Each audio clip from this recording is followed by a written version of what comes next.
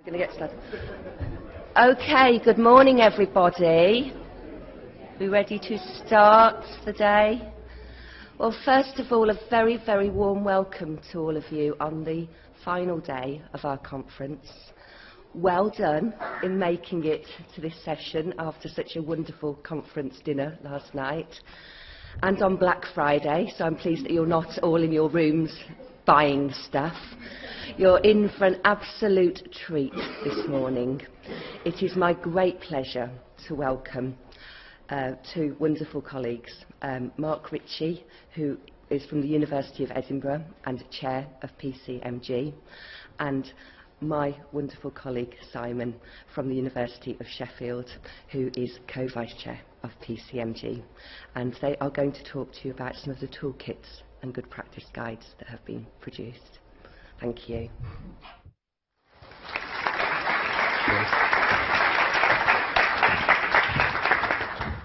Okay, yeah, great, mic's working. Thank you, thanks Rachel. And wow, I was thinking this morning there'd maybe 20, 30 of you.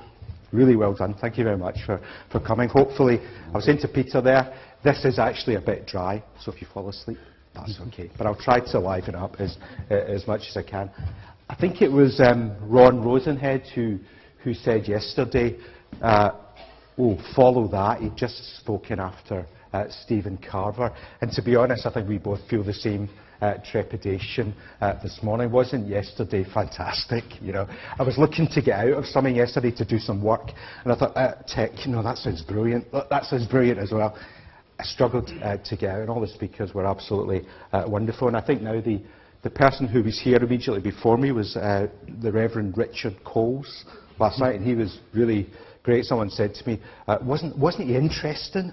Wasn't he funny? And you know what? He didn't even swear. Surely nobody can have been offended this time. But I don't know. I just met a business analyst from Kettering. He's furious. So, after Richard Cole, I thought, what do we need? We need a diminutive Glaswegian. That's me. Sadly, I'm not Jimmy Somerville, but I'll do my best to entertain, but I won't be singing, and certainly not singing like that. One thing I wanted to also say just before we get started, we are talking about the toolkits, and this is tangentially related to the toolkits. I don't know to what extent you're aware, but the event has been themed on the Governance Assessment Toolkit. John Mayer from CISG, we were talking about what would be the theme for this, our first joint event. There's no previous for us to go with. Well, that worked well last time. There hasn't been a last time. So John thought, well, what about the life of a project? Well, that's a great idea, John. Let's think about how that goes. And I worked out that there were 4 sessions that we would have. And there are actually 4 stages in our project governance toolkit. So we've actually themed each session on the 4 stages of the Governance Assessment Toolkit. So we started on, when it was 2 weeks ago, wasn't it? It was Wednesday, wasn't it? Wednesday afternoon. We started with Create Vision, where we had Sam and Deborah Humphreys talking about a vision of a university that's truly aligned to students' needs, where we leverage and celebrate diversity within the population. That's a pretty good vision. And I've just heard, in fact, that last night Salford University won a Times Higher Education Award for, I think, some of the material that Sam was presenting. So wasn't that fantastic? We then go on to engage people, and we've got Stephen Carver, probably one of the most engaging people who's been at an event here. And we also had Ron Rosenhead talking about sponsors. Then yesterday, mainly in the afternoon, but starting earlier in the morning, we started again to deliver, where we had lots of practitioners. We had agile people, we had enterprise architects, and all of that kind of thing talking. And I think that was great too. So this morning, then you're going, well, where is he going with this? This is embed this morning. I think looking around the room, some people, but not as many as I thought, have interpreted that as being in bed. But actually, it's embed this morning. And we're going to be talking about, I think, how the toolkits can make a contribution to embedding project and change management best practice in your institutions. But We'll also do real embed stuff. I know Sally's here somewhere, Sally Blogg from the Support Services Group as well is here, who'll be talking other aspects of embed, such as the transition to support and business as usual and all those kind of good things. So I hope that theme has worked for you. You can judge afterwards, but that has been our intention. Okay, so on to the subject proper. Why did we create the Project and Change Management Group? Well, you can see all that. I won't read any of that stuff out. Why it was created, I don't know about you, but 4 years ago, how did I feel as a project manager within higher education? Lonely. Lonely. Many of us, there was no professional network that we really were hooked into within higher education. And sometimes even we were isolated within our own institutions. There might only be a couple of project managers, and you work with people who perhaps didn't really get it at some level. And so because I did attend UCISA events of CISG and all of that kind of thing, but it was a more generalised thing. So I was quite keen to do something specifically for project and change managers, and that's why we created the group. The model was EDUCAUSE. EDUCAUSE have a project management constituent group, and you should all be members of that. I'm not going to knock EDUCAUSE at all. And what I loved about that was a sense of community and how much sharing went on. There was resources flying around. Has anyone got a template for? Has anyone done a recent procurement for? And all of that. And that's something I wanted to recreate in the UK. And I think I mentioned earlier in the week that in a sense UCISA is more powerful than EDUCAUSE, because what UCISA has enabled us to do, and has enabled all of the groups to do, is to take that sharing and actually curate and build new resources that take the best of. Because what I realised after a while on the EDUCAUSE list, that 6 months down the line, it's like buses, somebody would be back again. Has anyone got a template for? Has anyone done a recent procurement on this? And so the resources weren't being curated and value added by kind of peer reviewing things within the community, and that's something that UCISA has made possible. So that was one of the key things that we set out to do in the first place, and that's why Sue's had to tolerate a lot with us, and she'll have to tolerate some more yet, I'm sure. But in our first year, we weren't actually interested in doing events at all. We wanted to try to deliver some resources and to think about that value add there. So that's why PCMG existed. Our scope's all the usual things. We don't need to look very much at that. But the one thing I would say, it's pretty obvious that we're project managers. It's pretty obvious, that bit, I think, especially for me. Though I was a business analyst a long time ago, SSADM, anyone? It's a bit like knowing about Jimmy Somerville and all that. It does age you slightly. I'm looking around the room, some people know what I'm talking about. So it's just the usual stuff. But the one thing I would say, it's not just project management. It's also business analysis. It's lean and all of that. And if that's your thing, we'd really love to work with you. We'd love to hear from you, because we can't all be experts in everything. I'm not an expert in many of those things, so I would love to hear from you if that's the thing that you are interested in. This is our committee at the moment. Quite a small committee, and we've been expanding recently. We're hoping to get to about 15 in the year to come. So there's me. There's Rachel from Sheffield. There's Simon. Simon and Rachel are my vice chairs. I don't like vice, I use deputy rather than vice, but they're vice chairs. We have Sally at the back, Sally from Napier. We have Simon Hogg from Oxford Groups. We have Tricia from Bedfordshire. Nick Dodds, is Nick here? Nick, good man, Nick, front row, from Liverpool. Elaine from Cardiff, and Sarah from Coventry. And each of these people have been absolute stars. They've all the toolkits. People ask me, how did you get the toolkits? This is how we got the toolkits. All of the people here put in the effort to do that. Okay, so there are 5 toolkits, and when you get these slides, these will all be linked, so sometimes you might find it difficult to find things. All the toolkits are all public, so we'll add links to the slides. But generally speaking, if you just add UCISA, then something out the title, you'll find the toolkit. Okay, so we started with governance assessment. We moved on to risk management. We've done one on establishing a PMO. We've done a recent one on benefits management, and one that just came out in the last week or two on process improvement. So that's the toolkit set that we've got so far. We put a question mark because we're not quite sure what the next one will be. And again, we'd love your input on that. So if there's something that you would really value. Talk about that later. Yep, we will talk about that later. Yeah.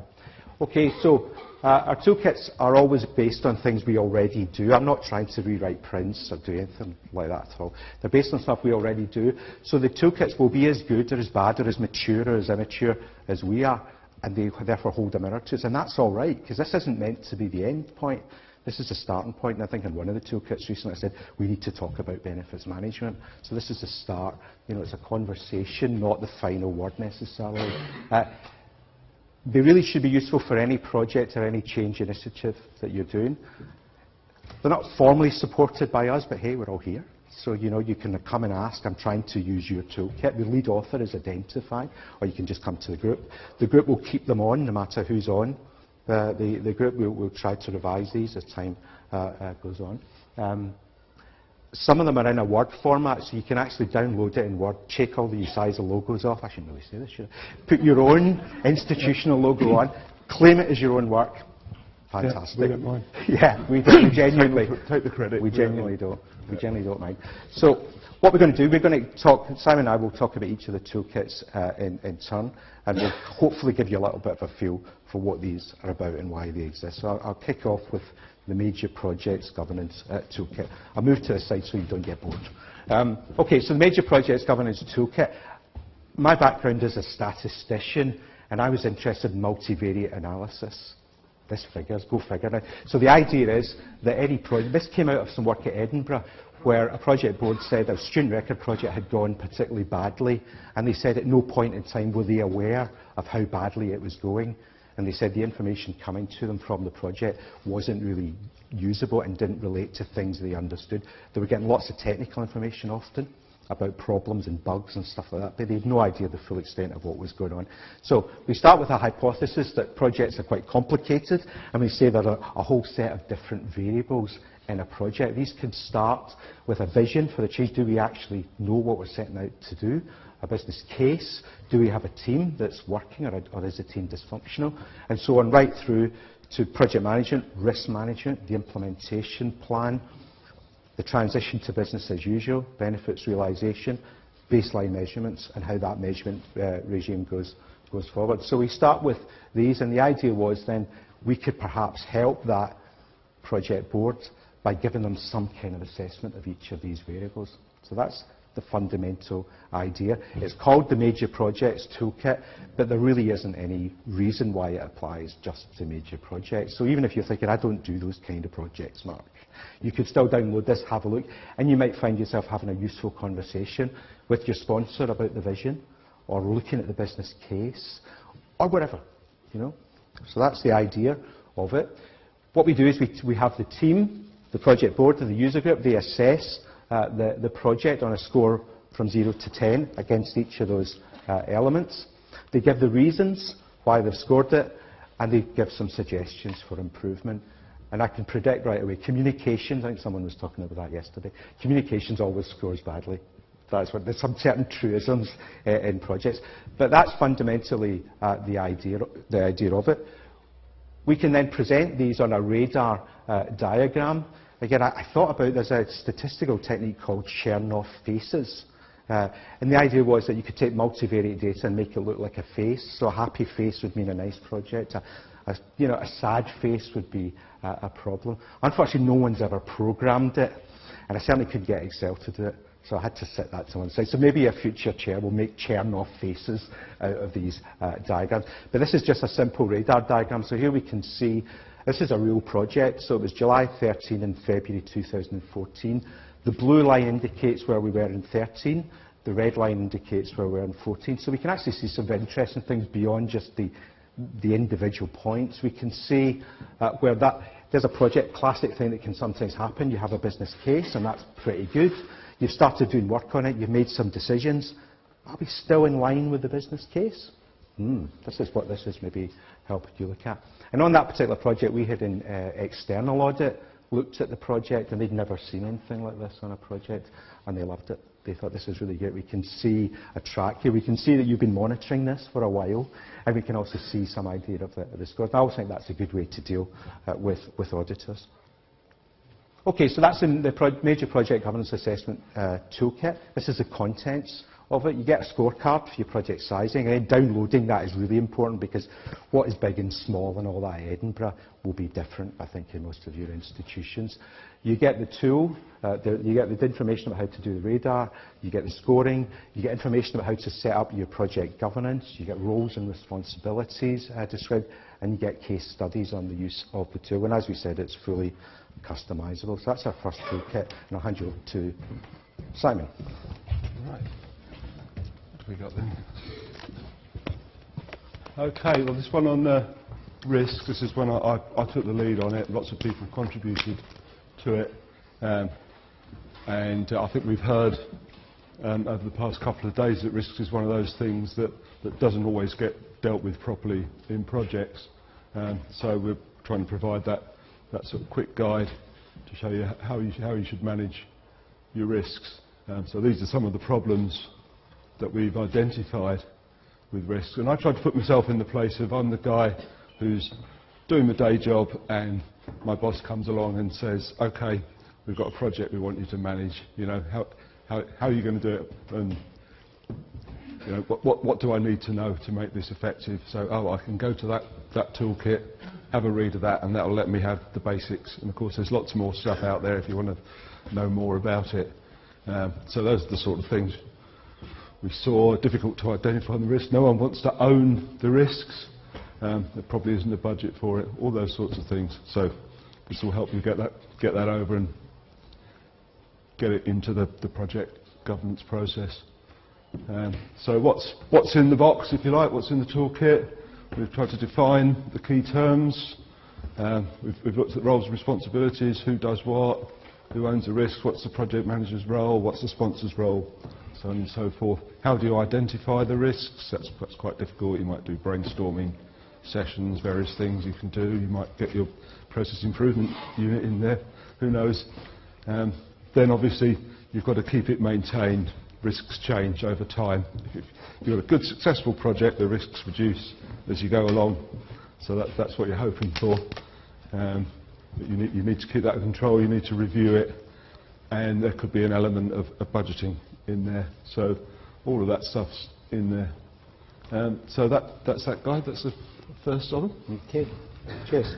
I'm just saying something about the toolkits. People ask me, they say, well, what information, Mark, have you got on risk, or have you got on governance assessment?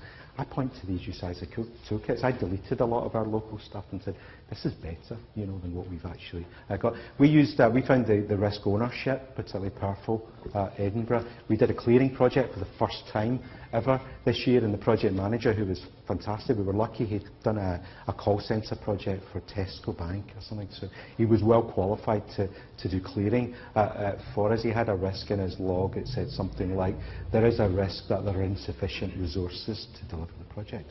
And I said, really? What kind of resources are you talking about? Is it money? Is it people? Is it IT people? Is it? And we worked through this, and we discovered the problem was that he was worried there weren't enough people in the schools to answer the phones when applicants came through with inquiries. So we broke that risk down into 3 risks, or in fact it was college level, I should say. So we broke that risk down into 3, one for each college, and we put the risk owner as the head of admissions within the college. We went back to the head of admissions and said, look, we're worried about this. And immediately the level of engagement improved. The person now knew they were accountable. Before, that general resourcing risk rolled up and ended up sitting with the project manager, which is never a good thing, really. You know, so the toolkit can help with a lot of common sense stuff like that, again based on that practical experience. Right, the next one, this came from Oxford. You might think it came from Edinburgh. It came from Oxford. We've only recently set up something called a PMO at Edinburgh. In fact, if you'd asked me a while ago what does PMO stand for at Edinburgh, I would have said a project management organisation, because I would be saying we deliver projects as well as doing lots of other PMO type stuff, but we didn't label it as such. So we put this guide together for I think everyone now, lots of people are thinking about setting up PMOs, or they have a PMO and they perhaps want to help check it or think about could it be doing different things. So we've set up the PMO guide. So the first thing you really got to look at is what problems that you're trying to solve. What do you want to achieve from setting up a PMO? And here's some of the things we found is the most common. I think you recognise a lot of those. Too many projects going at the same time. You know, I speak to project managers quite often. I say, how many projects are you running just now? They say 12, 14, and I'm, oh no. You don't know what to say to them at that point, and I hope you're not in that position, but that can often be one of the things a PMO might help you with. There's just too many projects. Maybe your project managers are very inexperienced and they're not quite sure what to do, and again, having some kind of support for those project managers is a good thing. I'm not saying don't have them run the projects, by the way. You've got to work with what you've got and what works for you and your institution. So these are the kind of things that the PMO toolkit looks at. What problems are we trying to solve? What benefits do we think we'll get out of a PMO? And it's almost good to just go these through your own institution, tick these off. Oh yeah, we've got that. Yeah, oh no, we haven't got that. We've got, you know, and do that at your own institution. See how many of those that you've actually got. And I think individually each of these is valuable. Taken as a set, you've got something quite compelling, I think. Then you look at how you establish your PMO, because somebody might come to you, maybe you'll say yourself, right, I want a PMO. Okay, can I have that right away? I think it was Noam Chomsky or someone was talking once, and he said, the thing about people today, they want to protest at breakfast time, talk about it a bit more at lunch, and see the change by the evening. You know what, life's not like that, and PMOs are not like that either, really. So what we got to do, what do you need your PMO to do? What resources do you need? And in a sense, what resources have you got as well is going to be a limiting factor. Can you get some of those previous benefits? Can you get some of this stuff without creating a PMO? You know, let's not be too prescriptive about this. You've got to set some realistic time scales. You're not going to do it all in one go, so how are you going to do it over stages through time? And the toolkit talks about all of that, an embryonic PMO right through to a mature PMO. And a very important thing, we're all talking about services now with ITIL and whatever. We should also think about all these things as services too. What's your service level agreement? What's your measurements? How are you delivering against the service? Is the service still what people need? And in a sense, who's the business owner for a service like this? See, there's quite a lot to think about in terms of setting up a PMO, and I think this is a pretty good toolkit as well. It's a great job done by our colleagues in Oxford to pull this out together. And again, there's lots of case studies, I think, in this one from other places. So if you're not like Oxford, that's kind of okay too, because there's case studies and stuff. And I think I was talking to someone recently from Leeds Beckett, and they've certainly used this to set up their own PMO as a starting point. And indeed, despite all of this, when I'm doing setting up the PMO as we're doing currently at Edinburgh, I'm using it too. You know, so it's okay. It's not, you're never too cool for school.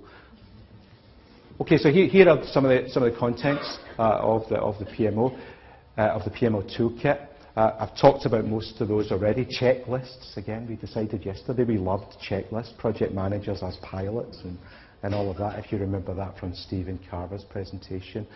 There's also quite an interesting thing in there. So there's the PMO charter, and yet there's also a business case in there, or a business case template. So we'd love to hear also if someone has actually recently set up a PMO and they put together a business case for it, and that business case was successful.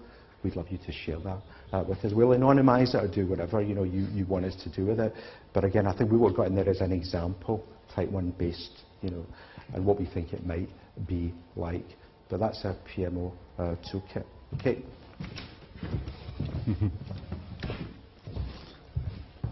What's that? Benefits, yeah. So this was the next one I did. I think benefits are incredibly difficult in HE. It's a difficult thing to get into the culture. You're in a different situation from, say, in the private sector. If you're Marks and Sparks, you want to bring out a new product line, it's going to cost you that much to create that product line, and then you're going to sell it, you're going to make some profit, you can measure that easily. When you get into student experience, enhancing the student journey, all those sorts of things, actually finding those measures is quite difficult, and you've got to think out of the box. The other thing I thought, and it might be a bit simplistic, is that benefits are just risks in reverse, really, and you can have a positive risk, that's a benefit. So in terms of the structure of the toolkit, I use the risk toolkit as a template for that. So we try to address some of the problems with benefits management in HE. And of course it's something that as a project manager you do the project, you finish, you hand it over to the business. It's up to them to take all that forward. And I have to say, personally, I've found it quite difficult. And even having just done this toolkit, I then tried to get the project board on one of the projects I was doing engaged with benefits. I haven't exactly succeeded wholeheartedly, so it's a work in progress, if you like. However, again, there's a few tools in the box that will help you get some of that over. Some of these things like these diagrams that show how it's supposed to work. One thing that often happens is that people confuse enablers with the benefits. What's the benefit of this project? Oh, well, we've brought out this system, that's the benefit. That's not the benefit, that's the enabler. The benefits are something else in terms of improved processes or improved customer experience, all that sort of thing. So you've got some of that sort of stuff to look through. And this is an example, it's quite an old one actually, I think this is about 10 years old from Sheffield, but it's an example of how complicated benefits can get in the context of a programme of projects. So, and the linkages between them all. This was our collaboration project. One thing about this, looking at it now, is that we've actually achieved most of the benefits that were identified 10 years ago in that. So, you know, if you do it right, it can work. Yeah, in terms of what's in the box, it's kind of similar, as I say, to the risk one. There's definitions, how to identify the benefits, how to map them. Again, having a benefits register, which is a bit like a risk register in reverse, if you like. Reviewing them, have a checklist. We heard about how great checklists were yesterday, didn't we? One thing we haven't really got really good examples of is case studies. So if you've got an example where you've made benefits management work in your institution, we'd love to hear from you. And if you want to work it up for a case study, we love case studies, and that goes for all the toolkits really. If you think, oh, I've done that and I've made it really work well, we'd love to hear about it. We'd love to have a case study from you on that. So, yeah, please, if you can, help us with that one. So, moving right along. I told you to take that slide out. Yeah. We're going to do... I don't know anything about process improvement. Does anyone here know anything about process improvement? Help, panic. Oh, Rachel. Oh, thank God. Luckily, we have somebody here, the process improvement unit, who actually authored that. And she happens to be our chair. So we How unconventional. We tried. Knock these two off the stage now. Excellent. So, couple of things about establishing process improvement capability. I think it's probably even less mature in the sector than project management. And sitting working on the PCMG committee, I feel passionately that we have to do more as a committee about promoting change management in HE. Somebody last night that I was talking to said PCMG is just about Prince 2. It is not just about Prince 2, and if I die as part of trying to make sure it's not part of just Prince 2, I will make it happen. So my next motivation was I just really wanted to get the hashtag EPIC against my name. EPIC, establishing process improvement capability. Yes, Twitter people, you can make this happen for me. It is a truly epic guide. My thanks to my wonderful co-author Stevie Auxton from Edinburgh Napier University, and also to Ollie Jones from Leeds Beckett University, who's an academic doing lots of research in this area, so thank you to him for sharing and giving us that academic viewpoint. And the basis of this guide was really based on conversations that I had at conferences about where do you sit? How many people are there in your team? What do you really do? So now I don't have to talk to people at conferences, I can just hand out the guide. The guide was very much based on research in the sector. So if you have a view on EPIC and you didn't contribute, shame on you for not being part of the PCMG mailing list. Sign up immediately. Or following PCMG on Twitter, because that's how we started to ask those questions.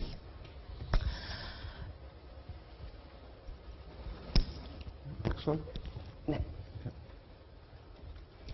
So very quickly, from the survey respondents, and particularly the 5 case studies that were provided, we created this 5-step model. And step 1 is probably the thing that's closest to my heart. Identify what your institutional drivers are for establishing improvement, because there's a whole load of variation across the sector about what process improvement means and what process improvement does.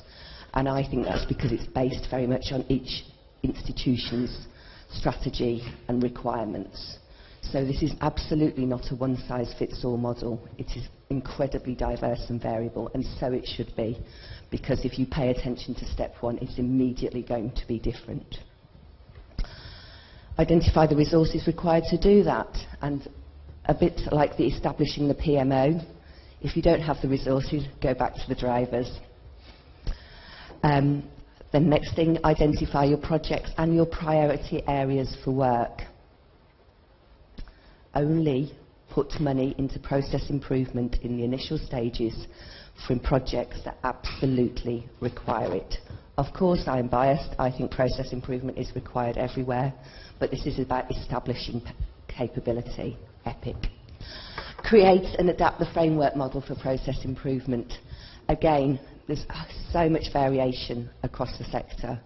I'd be really interested in receiving more of those framework models, because I think they're really interesting and there's a richness of information out there. So if people have information to share, please do. And I think that's probably all I'm going to say, because I also realise I'm responsible for keeping this session on time. So thank you very much. Have to get that card in. Okay, thanks, Rachel. That wasn't scripted at all. That's completely spontaneous. Yeah, so something else we're doing is these little mini toolkits. And what we're finding is there's lots of great little tools out there, we call them cloud services, software as a service, whatever, that can help you with your project management. At Sheffield, we're big on Google Apps. Chris Exton mentioned that we were an early adopter of Google Apps. So that's kind of the core of what we do. And then we're finding these other tools that help you do things. So there's Doodle, which is great for managing meetings. You can link it to your calendar. Gives people more choice about meetings. So we've done a little toolkit on that, how to use that effectively, how you link it through to your... Certainly you can do it with the Google Calendar. I think you can do it with other electronic calendars as well. Skype's a great tool for online meetings, and in the committee itself we're keen to encourage people to come in remotely to the meetings. Not everyone can get a day out of their schedule to come to a meeting. There's always something happens at the last minute, which means you've got to be at the institution, etc., etc. But how many of those online meetings have you attended where the first quarter of an hour, 20 minutes, is spent setting it up, getting people to dial in, connection getting dropped, all this sort of thing. And there are actually some very simple steps you can take if you prepare yourself for the meeting, take a bit of time beforehand, you can make it work really well. So we've done a little toolkit on that. Trello is something I'm particularly keen on. It works really well in the agile context. With your cards, moving cards along, do your Kanban, all this sort of thing. And it encourages a collaborative working environment, which is something I'm very keen on. So we've done one on how you can use that effectively in projects, how we've found we can do it effectively. Not the only way to do it by any means, and one of the great things about Trello is the flexibility that it gives you in terms of how you use it. That's all well and good, but at the end of the day, you're still a project manager even in the agile world. Even though you've set up your solution development team, it's an empowered team, you're sending them off to get on with it, you've still got to report back up the chain about how things are going. So we've worked out some ways you can actually get stats out of Trello, as long as you, again, use a bit of a framework there.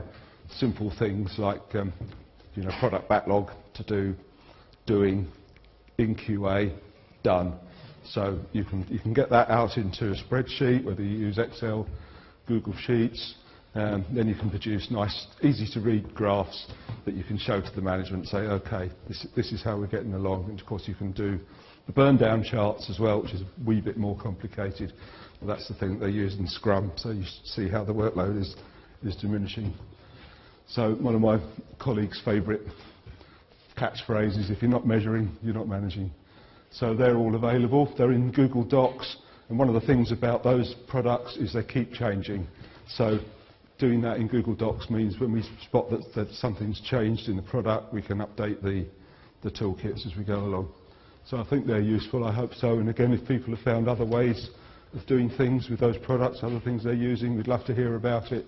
We'd love to work up a little toolkit for others so we can share that knowledge.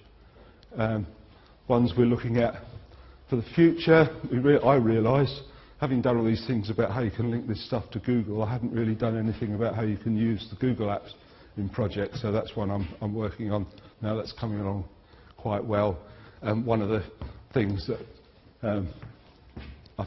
I don't know if any of you are still suffering from that, where you get the email that says, please let me know your availability on the following dates, and you get a great big long list of dates, and you've got to reply to that, and then it comes back again with the Google Calendar and the other online calendars that are around now. You can just get rid of all that, so that's a little bit of process improvement.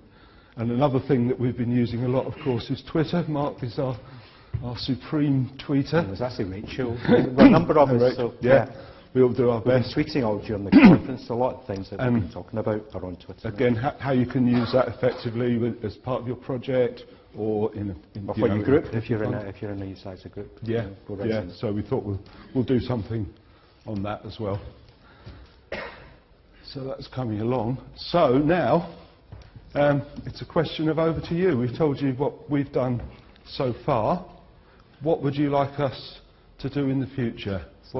I think we've got about 5 minutes left, Simon, yeah, so I think we can maybe take questions in general at this point.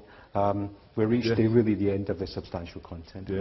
So if anyone's got a question they want to ask, or they want to give us some tips or advice on future work for the group, please do. This is a good time to do.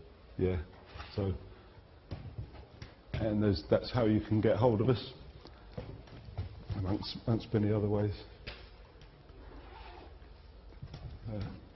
Chris at the back there. Yeah, do wait for the mic. Hi, I'm Chris Atwell from the University of Sheffield. Two themes that seem to be coming up at the moment are, one of them, which we've had lots of discussion about in the conference, is about business analysts, and that may be an obvious one for a toolkit, possibly. You know, what do they do? How do they do stuff? I don't know, that kind of thing. Yeah.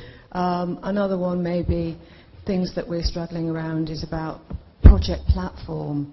So one of my issues is that, you use Trello for one thing, and then you use another tool for something else, and trying to pull them all together is actually quite difficult.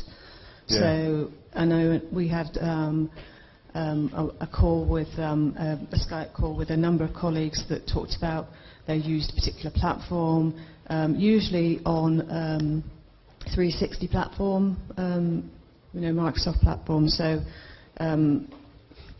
your focus seems to be a lot on Google Apps, so maybe there is another thing that's more focused around the 360 Microsoft platform as well. Yeah, definitely. That would be my...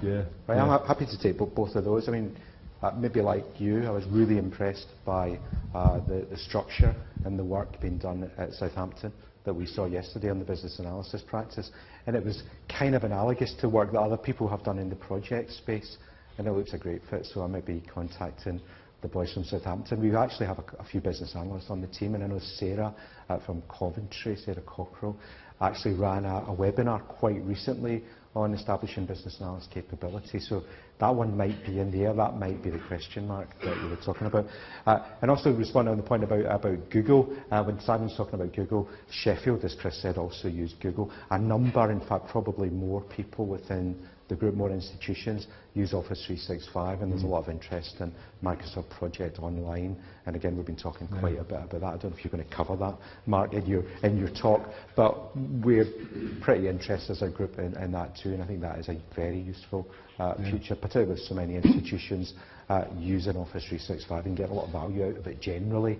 So it's another possible benefit. So yeah, thank you. Both good ideas. We're implementing Jira as well, which has overlap with Trello. So there's questions about how you manage that as well.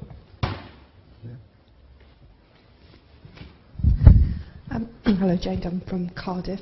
Following on from the previous questioner about the whole thing around business analysts, I think having recently joined the organisation, that the whole ability to explain the interaction and interrelationship between project management, change management and business analysis when you're engaging with stakeholders about how these things can work together effectively and how we can be greater than the sum of our parts. And I think it would be interesting to hear other organisations' experiences of setting those elements up, but more importantly how they work together.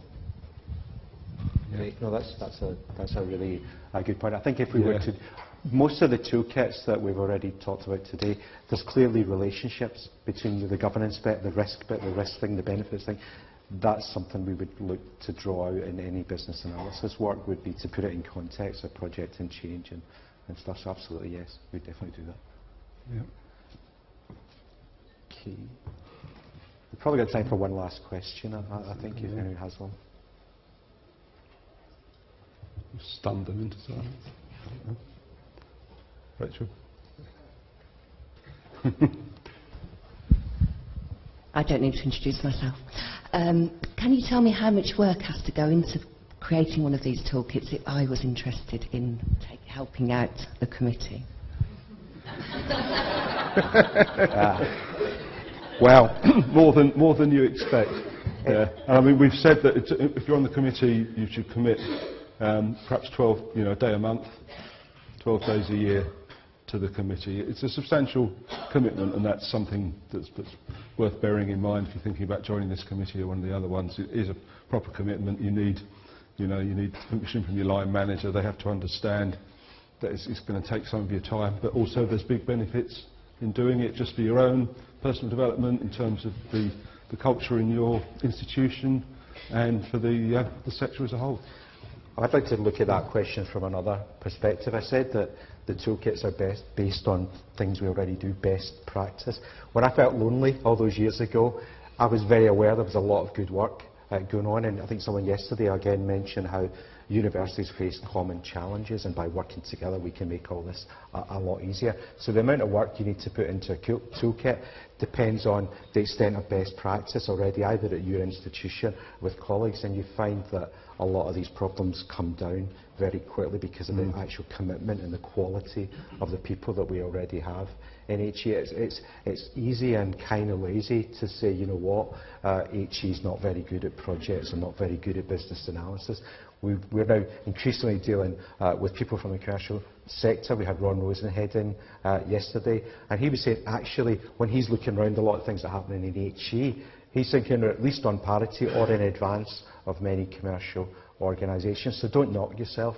Celebrate the work that you've already done and leverage that. That's the kind of stuff that we really need. The problem here is not capability. The problem here is about sharing and about putting stuff out there and having the confidence to do that. And when you do that, hey, it becomes an awful lot easier. And I think it was one of the Doctor Who episodes where Christopher Eccleston jumps up and he says, hey, everybody wins, which I think that's exactly what we're trying to achieve here. So yes, it is quite a lot of work, and I did explain the toolkit to my dog and my wife and my son and all of that kind of stuff when I was working on it. But at the end of the day, I think it's really worth it. It's paid itself back. We've used it quite a bit since it went up to UCISA. We've had a lot of benefit locally, so I don't think that's time wasted at all. So another thing is, if you do use these toolkits and they're useful to you, please let us know. We love feedback. Okay, so as I said at the very start, wow, thank you very much for coming this morning. We thought it was the graveyard slot, but it's been... They've risen from the dead. They've risen from the dead. Maybe they were never dead. Fantastic, thank you very much.